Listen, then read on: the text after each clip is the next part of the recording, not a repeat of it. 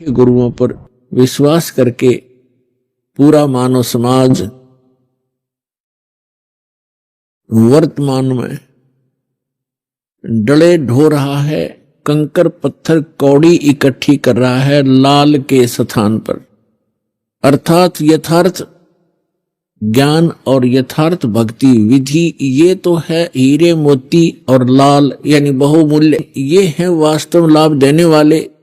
और जो गीता अध्याय नंबर 16 के श्लोक 23 में कहा है कि शास्त्र विधि को त्याग कर जो मनमाना आचरण करते हैं, मनमानी पूजाएं करते हैं जो शास्त्रों में सदग्रंथों में विद्यमान नहीं है, तो उनको न तो कोई सुख होता है, न उनको कोई सिद्धि प्राप्त होती है और न ही उनकी गति होती है, अर्थात व्यर्थ, यूजलेस। तो जो शास्त्र विधि को त्याग कर सदग्रंथों के विपरीत साधना है वो परमात्मा ने बताई है कि वे डले हैं, ढेल, ढेल माने डले, कंकर पत्थर जिनकी कोई वैल्यू नहीं है। चारों युग में संत पुकारे, कूक कहा हम हेल रे, हीरे माणिक मोती बरसे, ये जग चुगता ढेल रे, पर भी लेन जात है दुनिया,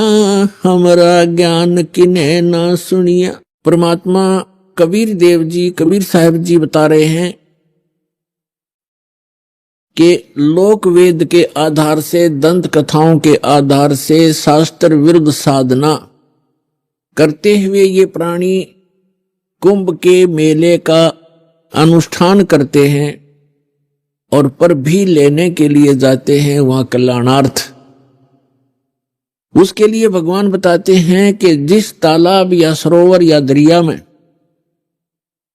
आप स्नान करने जाते हो कोई पर निर्धारित करके, आपसे पहले वहां उस तालाब में, सरोवर में, उस दरिया में मेंढक, मछली और बहुत से कीड़े मकोड़े पहले से विद्यमान होते हैं, जीव जंतु, और वो तो सदा ही उसके अंदर नहाते हैं, क्या उनका कल्याण हो जाएगा? जिस प्रकार उन मेंढक और मछलियों का कोई कल्याण नहीं हो सकता, इसी प्रकार आपका भी उस पर भी में नहाने से आत्म कल्याण नहीं हो सकता। आत्म कल्याण होगा अपनी सदग्रंथों श्रीमद् भगवद गीता में वर्णित विधि और उसके अनुसार की गई साधना से, और वो साधना केवल परमात्मा ही बताते हैं, क्योंकि श्रीमद् भगवद गीता में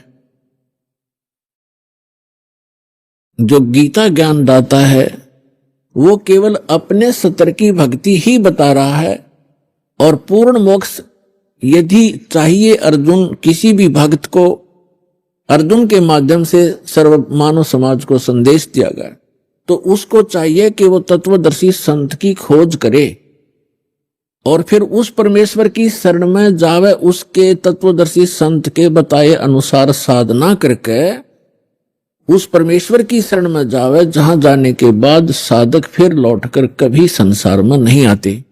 और गीता ज्ञानदाता अपनी साधना बताता है कि अर्जुन तेरे और मेरे, अपनी स्थिति बताता है, अपना सामर्थ्य बताता है कि अर्जुन तेरे और मेरे बहुत जन्म हो चुके हैं, तू नहीं जानता, मैं जानता हूं। श्रीमद् भगवद गीता अध्याय नंबर 4 के श्लोक नंबर 5 और 9 में, श्रीमद् भगवद गीता अध्याय नंबर 2 के श्लोक 12 में, गीता अध्याय नंबर 10 के श्लोक नंबर 2 में गीता ज्ञानदाता स्पष्ट करता है कि अर्जुन तेरे और मेरे बहुत जन्म हो चुके हैं, तू नहीं जानता, मैं जानता हूं। और अपनी साधना बताते हैं गीता अध्याय नंबर 8 के श्लोक नंबर 13 में, ओम इति एकाक्षरम ब्रह्म व्यवहारन माम अनुसमरन ये प्रयाति तजन देहम स याति परमाम गतिम। गीता ज्ञानदाता ये ब्रह्म है, श्री कृष्ण जी के अंदर प्रवेश करके बोलता है, ये ऐसे ही छल करता है। गीता अध्याय नंबर 4 के श्लोक नंबर 9 में ये स्वयं कहता है कि मेरे कर्म और जन्म दिव्य हैं, अलौकिक हैं, तो ये इसके कर्म हैं। गीता अध्याय नंबर 7 के श्लोक नंबर 24-25 में स्वयं स्वीकार करता है कि अर्जुन, मैं अपनी योग माया से छुपा रहता हूं, मैं कभी किसी के समक्ष अपने यथार्थ रूप में नहीं आता। और ये मूर्ख लोग जन समुदाय मुझे कृष्ण रूप में, व्यक्ति रूप में आया हुआ मान रहे हैं। मैं कृष्ण नहीं हूं। केवल भूत की तरह, प्रेत की तरह बोल रहा था उसके अंदर कि मैं कृष्ण नहीं हूं, मैं तो अपनी योग माया से छुपा रहता हूं। गीता अध्याय नंबर 11 के श्लोक नंबर 32 में कहता है कि अर्जुन, मैं काल हूं और अब मैं परवर्त हुआ हूं, अब आया हूं। श्री कृष्ण जी तो पहले विद्यमान थे, उन्होंने पहले कभी अपने आप को काल नहीं कहा और उसके बाद फिर कभी अपने जीवन में अपने आप को काल नहीं कहा। ये काल है, इसको ब्रह्म भी कहते हैं, सर पुरुष भी कहते हैं, सर ब्रह्म भी कहते हैं, ज्योत स्वरूपी निरंजन भी इसी को कहते हैं। तो ये कहता है कि मेरा तो एक ओम मंत्र है और ये कहता है कि मेरे जन्म और कर्म अलौकिक हैं।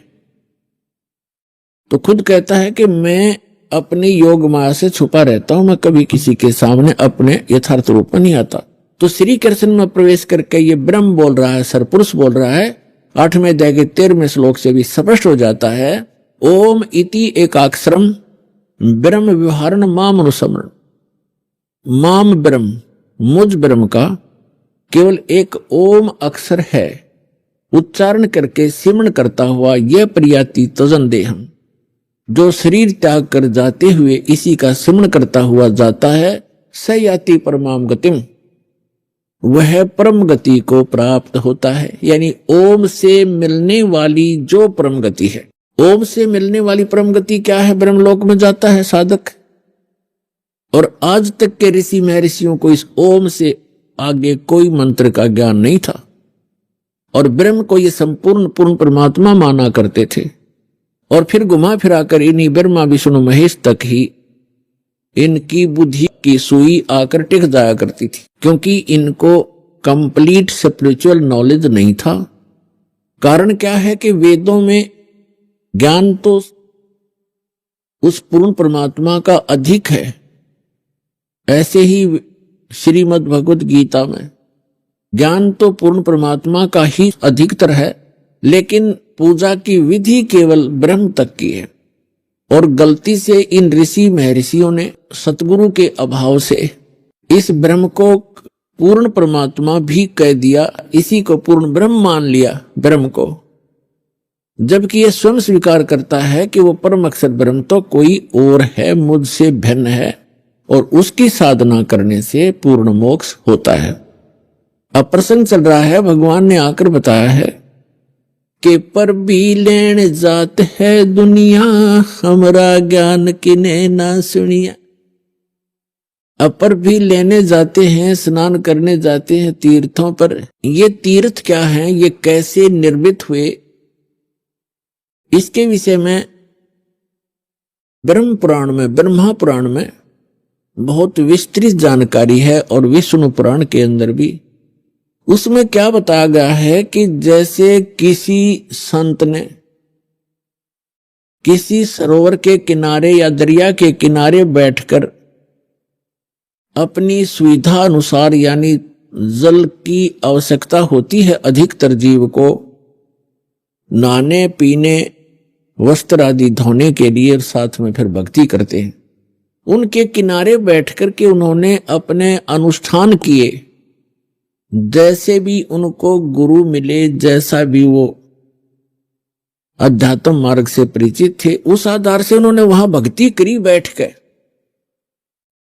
और वहां से जो साधना उन्होंने की, उस साधना अनुसार अपना शरीर त्याग करके वो चले गए उस लोक को, उस स्थान को प्राप्त कर गए जहां की उसने साधना की थी।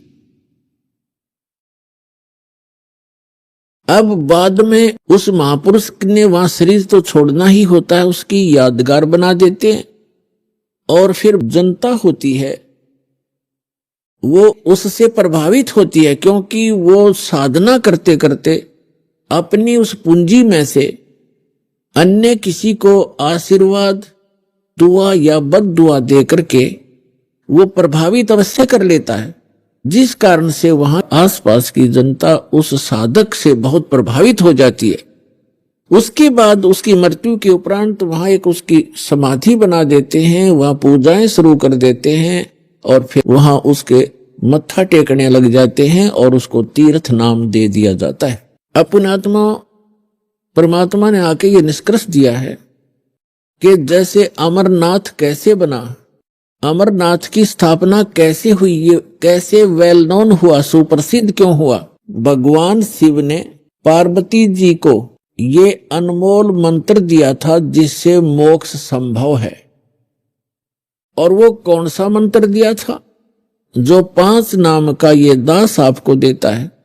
प्रथम मंत्र में बीच बीच के जो 5 मंत्र हैं, ये शिव जी ने इस मंत्र का ज्ञान था और इसी को ये अमर मंत्र मानता था। एक तो पुण्यात्माओं, हमें कंप्लीट स्पिरिचुअल नॉलेज ना होने से, संपूर्ण अध्यात्म ज्ञान ना होने से हम इन नकली संतों के द्वारा घने भ्रमित हो गए।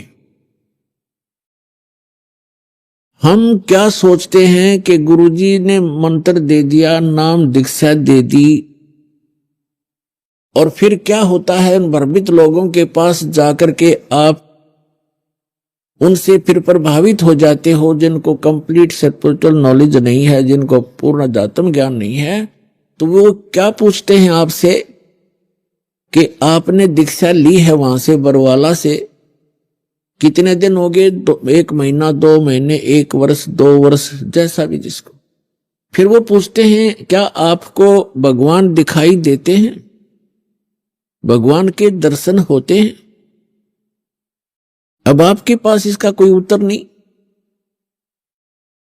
तो पुण्यात्माओं, कहने का भाव ये है कि दास जो आज प्रसंग आपके समक्ष स्पष्ट करना चाहता है, एक विषय स्पष्ट करना चाहता है कि मोक्ष की प्राप्ति परमात्मा के दर्शन से नहीं, उस परमात्मा के मंत्र से होती है। पहले तो ये प्रसंग स्पष्ट करते हैं कि अमरनाथ की स्थापना कैसे हुई। पुण्यात्मा, हमने पुराण बहुत पढ़ी हैं, पवित्र पुराण, लेकिन हमारे धर्म गुरु कोई निष्कर्ष हमें निकाल कर दे नहीं पाए,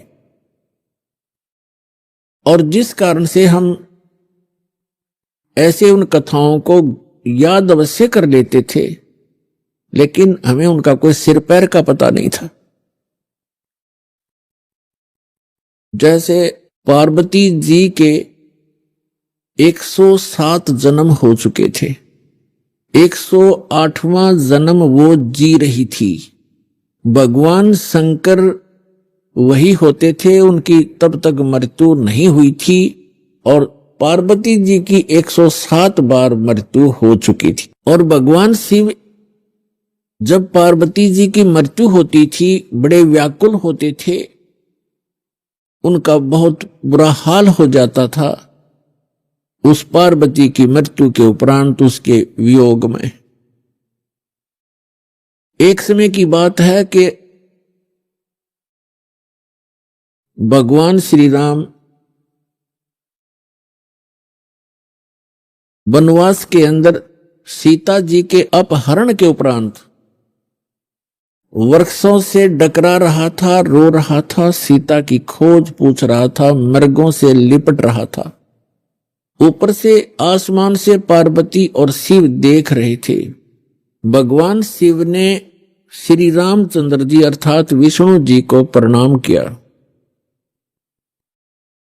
पार्वती जी ने देखा कि किसको प्रणाम कर रहे हैं, नीचे एक व्यक्ति रो रहा है पृथ्वी पर। पार्वती जी ने पूछा आप किसको प्रणाम कर रहे हो? भगवान शिव ने कहा कि नीचे देखो, ये भगवान को प्रणाम कर रहा हूं। कि वो व्यक्ति रो रहा है? पार्वती ने पूछा कि हां, ये भगवान है, परमात्मा है। पार्वती जी कहने लगी भगवान और रो रहा है?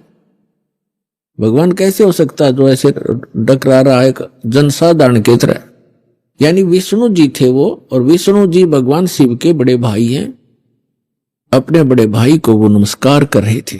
पार्वती जी ने नमस्कार नहीं किया और कहा मैं इसकी परीक्षा लूंगी और सीता रूप बनाकर जाऊंगी, यदि ये मुझे पहचान लेंगे तो मैं मान लूंगी कि ये भगवान है। भगवान शिव ने कहा कि यह गलती मत करना, यदि तू सीता रूप बना लेगी तो मेरे काम की नहीं रहेगी। उस समय तो पार्वती जी ने कह दिया कि नहीं जाऊंगी, परीक्षा नहीं लूंगी। कुछ ही देर के बाद भगवान शिव के इधर उधर होते ही सीता रूप धारण किया और भगवान राम के सामने खड़ी होगी जाकर के। अब भगवान रामचंद्र जी ने कहा कि हे दक्ष पुत्री, हे दक्ष की बेटी, भगवान शिव को कहां छोड़ाई, अकेली क्यों आ गई। इस बात से वो इतना शर्मिंदा होगी, फिर प्रणाम किया कि भगवान शिव आपको ठीक ही प्रणाम कर रहे थे, आप तो सचमुच जानी जान हो। अब देखो पुण्यात्माओं, इस काल के जाल को समझना। श्रीमद् भगवत गीता अध्याय नंबर 7 के श्लोक नंबर 8-9 में ये गीता ज्ञानदाता काल है, ब्रह्मा विष्णु महेश का पिता है, 21 ब्रह्मांड का स्वामी है। ये कहता है कि जितने भी मेरे अंतर्गत प्राणी हैं, चाहे वो ब्रह्मा है, चाहे विष्णु है, चाहे शिव जी है, चाहे शंकर है, चाहे राम और कृष्ण है, उन्हीं के सभी जीवों की बुद्धि मेरे हाथ में है, मेरे कंट्रोल में है। इनका सब बलवानों का बल मैं हूं, सबकी बुद्धि मैं हूं, यानी मेरे हाथ में है। अब देखो, इस काल ने उस समय तो भगवान श्री राम की बुद्धि ऑन कर दी, जिस समय पार्वती को पहचान लिया कि सीता नहीं है तू, और उधर से अपनी पत्नी का पता नहीं उसको, उसने कौन उठा ले गया, तो खाक जानी जान था यो। तो ये सब खेल इस काल के हाथ में है। जैसे जब महाभारत का युद्ध करवाना था, उस समय अर्जुन में ताकत दे दी, एक कब मारा था तीर 20 में का निकल गया था, नरसंहार करवा दिया, उसका बैड अकाउंट बनवा दिया। फिर वही अर्जुन जिस समय भगवान श्री कृष्ण जी की मृत्यु हो गई थी और सभी यादव, भगवान श्री कृष्ण का पूरा कुल आपस में लड़का मर गया था, कटके कत्लेआम कर दिया था। 56 करोड़ यादव दुर्वासा जी के श्राप से आपस में लड़ मरे थे। कोई नर यादव शेष नहीं था उस द्वारकापुरी में, कैर टूट गया। उस समय श्री कृष्ण जी के आदेश अनुसार अर्जुन उन गोपियों को, वहां की सभी औरतों को लेकर वापस आ रहा था इंद्रप्रस्थ। रास्ते में वही धनुष जिससे महाभारत का युद्ध जीता था, वही धनुष उनके साथ था। रास्ते में भीलों ने, जंगली लोगों ने अर्जुन को पीटा और उनके गहने तोड़ ले गए, सारी औरतों के, कुछ एक औरतों को भी ले गए, और अर्जुन का हाथ नहीं उठा। उस समय अर्जुन रो रहा है कि कृष्ण बड़ा छलिया था, इसने जब युद्ध करवाना था तब तो मुझे शक्ति दे दी, अब वही मेरा गांडीव धनुष है, वही मैं अर्जुन हूं, आज मेरे से ये उठ नहीं रहा है। तो यहां परमात्मा कहते हैं, मूल लहे ना मूर्खा, गिनते हैं क्यों डारे। मूल लहे ना मूर्खा, ये गिनते हैं क्यों डार, कि तुम इस जड़ से परिचित नहीं हो। इस सारे एपिसोड का जो भी महाभारत वगैरह हुए हैं, इसकी मूल कौन था। ये काल है, जब इसने अपना उल्लू सीधा करवाना तो पावर दे देता है, जब उसकी ब्रेन मट्टी होनी है छोड़ देता बाढ़ में जाओ। तो अर्जुन खड़ा खड़ा पिट रहा है। तो कहने का भाव ये है कि आज के सत्संग में आपको काल का बहुत सा जाल समझ में आओगा, और जिन पूजाओं को हम किया करते थे वो भी एक काल जाल ही आपको स्पष्ट होगा। अब क्या हुआ, पार्वती जी वापस आ गई कैलाश पर्वत पर अपने महल में। उधर से भगवान शिव की बुद्धि खोल दी काल ने, और उसके मन में ये पक्का हो गया कि यह अवश्य परीक्षा लेकर आई है। भगवान शिव ने पूछा कि पार्वती परीक्षा ले आई? झूठ बोल दिया पार्वती ने, परीक्षा नहीं ली अविनाशी, मैं ना गई कितने भी। तो भगवान शिव की वह बुद्धि खोल दी, उसने देखा वो अपनी दिव्य दृष्टि से सचमुच ये जाके आई है। तो भगवान शिव ने पार्वती जी से पति पत्नी का नाता तोड़ दिया, रहते वहीं पर, लेकिन उनसे वो पति पत्नी वाला व्यवहार बंद कर दिया। वो जान गई अपनी गलती से कि मेरी गलती से सारा काम हुआ है। भगवान शिव ने बताया कि आपने मेरी मां का रूप बना लिया, क्योंकि भगवान विष्णु उनके बड़े भाई हैं और लक्ष्मी उनकी विष्णु जी की पत्नी यानी बड़े भाई की पत्नी भाभी मां के तुल्य मानी जाती है। तो उसने कहा कि तूने मेरी मां का रूप बना लिया, मेरी भाभी का रूप बना लिया, इसलिए तू मेरे लिए पत्नी रूप में स्वीकार्य नहीं रही। तो उधर से पार्वती ने एक दिन देखा, 2 दिन देखा, 10 दिन, 1 साल, वह दुखी होगी। और जब बच्ची दुखी हो जाती है तो कहां आश्रय तकती है, अपने पीहर जाती है माता पिता के यहां। अब माता पिता के यहां गई, लेकिन माता पिता उससे अक्षुब्ध थे पहले से ही। क्योंकि उसने अपनी मर्जी से विवाह किया था भगवान शिव से। उसका पिता दक्ष बिल्कुल खुश नहीं था। अब वो अपनी मर्जी से विवाह करके आई थी, दक्ष दुखी थे उससे। उधर राजा दक्ष ने उसी समय एक यज्ञ कर रखी थी, एक धार्मिक अनुष्ठान कर रखा था अपने घर में। और धार्मिक अनुष्ठान के अंदर एक ऐसा इन ब्राह्मणों ने, गुरुओं ने बना रखा है कि धार्मिक अनुष्ठान करे तब सारी लड़कियों को, उनके पतियों को यानी अपने दामादों को भी आमंत्रित किया जाता है, और भी गणमान्य व्यक्तियों को, साधु संतों को भी आमंत्रित किया जाता है। तो पार्वती जी की जो अन्य बहनें थी उनके पति भी आए हुए थे, वो बहनें भी आमंत्रित की हुई थी, लेकिन पार्वती को आमंत्रित नहीं किया था, ना शिव को बुलाया था, क्योंकि राजा दक्ष उनकी शकल भी देखना नहीं चाहते थे। जब पार्वती अपने घर पहुंची तो क्या देखा, वहां हवन हो रहा है, यज्ञ हो रही है, और जितने भी रिलेटिव थे सभी आए हुए हैं, सभी बहनों के पति भी आए हुए हैं, और उनके यथाचित उस यज्ञ में आसन लगाए हुए हैं, और प्रतिदिन उनका हिस्सा निकाला जाता था। जैसे ब्राह्मण लोग कहते हैं, आपने देखे होंगे फेरे करते समय का 5 यहां धर दे, 11 वहां रख दे। तो ऐसे ही किया करते हैं कि इतने रुपए अपने दामादों के रख दो। तो उनका हिस्सा रखा हुआ था प्रत्येक के आसनों के पास। और पार्वती सब पूरे मंडप में घूम के अपनी मां के पास आ गई, और ना दक्ष उनसे मुख से बोला कि आजा बेटी, और बेटी मां के पास ही अपना दुख रोया करती है। अपनी मां के पास जाके कहने लगी, मां आपने यज्ञ कर रखा है, धर्म यज्ञ कर रहे हो, और हमारे को आपने आमंत्रित नहीं किया, क्यों नहीं किया? और ऐसा भी था कि जैसे किसी बहन का कोई पति नहीं आया है, उपस्थित नहीं हो पाया किसी कारण से, तो उसका आसन लगा रखा है और ऊपर उसका हिस्सा भी रखा हुआ है। तो पार्वती जी ने कहा अपनी मां से कि आपने ना तो अपने दामाद को आमंत्रित किया, ना मुझे किया, ना उसका आसन लगा रखा है। ऐसा भेदभाव तुमने क्यों किया हमारे से?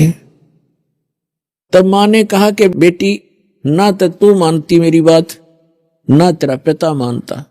तूने भी अपनी मर्जी से ब्याह किया था, इससे तेरा पिता क्षुब्ध है, और ये इस कारण से तुम्हें बुलाया नहीं। तो पार्वती जी ने अपने पिता से प्रश्न किया कि आपने न तो अपना दामाद बुलाया, ना मुझे आमंत्रित किया, क्या मैं आपकी बेटी नहीं? तो दक्ष ने कहा कि मैं ना तेरी सूरत देखना चाहता हूं, और ना उस सर्प लपेटे हुए व्यक्ति को बुलाकर अपनी बेइज्जती करवाना चाहता हूं। और आपको किसने बुलाया? यहां पर आप जा सकती हैं। इस अपमान को वो पार्वती सहन नहीं कर सकी, और एक बहुत बड़ा हवन कुंड बना रखा था को 7-8 फुट नीचा, क्योंकि राजा का यज्ञ ब्राह्मण कुंड से अपने घर ते डालना था कि घेर कर लकड़ सोवा बरबर कड़छे घेरे पूरे लोटे के लोटे और डीक बड़ा हवन की। तो पार्वती ने कहा कि मैं करवाती हूं तेरा यज्ञ संपूर्ण। ऐसा क्षुब्ध हुई, इतना गुस्सा मान के और हवन कुंड में छलांग लगा कर जल गई। जल्दी सी हवन कुंड को बुझाया गया, तुरंत ही उसको निकाला गया। सारा शरीर जल गया लेकिन अस्थि पिंजर शेष रह गया। भगवान शिव को पता चला, ये बहुत लंबी कथा है। भगवान शिव ने फिर अपने ससुर का सिर भी काट दिया। तो फिर क्या हुआ कि भगवान शिव जब आए तो उसने उस पार्वती के कंकाल को, जो केवल अस्थि पंजर था पूरे बॉडी का, उसको पार्वती जान के मोहवश इतना अंधे हो गए और उसको सीने से लगाकर 10,000 वर्ष तक पार्वती पार्वती करते फिरते रहे। एक दिन भगवान ने सुदर्शन चक्र से उस पार्वती के टुकड़े टुकड़े कर दिए, उस अस्थि पिंजर के। तो उसके विषय में बताते हैं कि जहां नैन गिरे वहां नैना देवी, जहां धड़ गिरी उसकी वहां पर वैष्णो देवी। ऐसे वैष्णो देवी और नैना देवी की स्थापना हुई क्योंकि वहां पार्ट्स ऑफ द बॉडी को, शरीर के अंगों को, जहां नैन गिरी थी वहां उनकी समाधि दे दी और उसकी एक यादगार बना दी कि यहां पर ऐसी घटना घटी थी। कहीं आने वाले समय में कोई इन ऐतिहासिक और पौराणिक बातों को झूठा ना सिद्ध कर दे, इसलिए वो यादगार बनाई थी और आज वहां पूजाएं शुरू होगी। ऐसी जहां धड़ गिरा था वहां पर वैष्णो देवी बना दी, एक यादगार बना दी और उसको मंदिर का रूप दे दिया, जैसे कि आने वाले समय में ये चिन्ह बना रहे, ये अवशेष बने रहे। इस प्रकार ये हमारे धार्मिक तीर्थ बने। हम फिर जाने लगे, वहां श्रद्धा से मत्था टेकने लगे, दान दक्षिणा करने लगे, फिर पुजारी बैठा दिए। अब वही घंटी बजा के हम कल्याण मोक्ष समझने लगे। तो अध्यात्म ज्ञानहीनता के कारण हम ऐसा कर रहे थे, ये डले ढो रहे थे। अब जो प्रसंग चल रहा है कि पार्वती जी का फिर नेक्स्ट जन्म जब हुआ, हिमालय के जन्म हुआ और शिव से विवाह हुआ। और भगवान शिव क्या करते थे कि जितनी बार भी पार्वती की मृत्यु हुई, उनके कंकाल को यानी रूंड को, इस हड्डी के सिर के ऊपरले हिस्से को वो निकाल लेते थे और उसको एक धागे में डाल करके रखते थे, ताकि वो गिनती करते थे कि कितनी बार इसकी मृत्यु होगी। 107 कंकाल सिर के भगवान शिव ने टांग रखे थे डोरी में, रस्सी में। और पार्वती पूछा करती थी कि ये क्या है, तो शिव जी टाल मटोल कर दिया करते थे कि ये मेरा कुछ अपना अनुष्ठान है, तू मत बोल।